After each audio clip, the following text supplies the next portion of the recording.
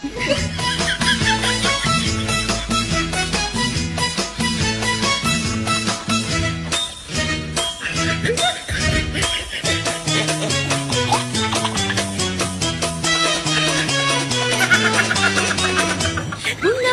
saksikan kami berdua, sinarkan sedang jatuh cinta.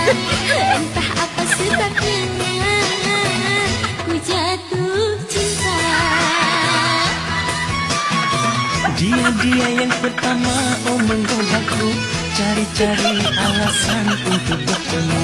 Kemanapun ku pergi, dia ikuti.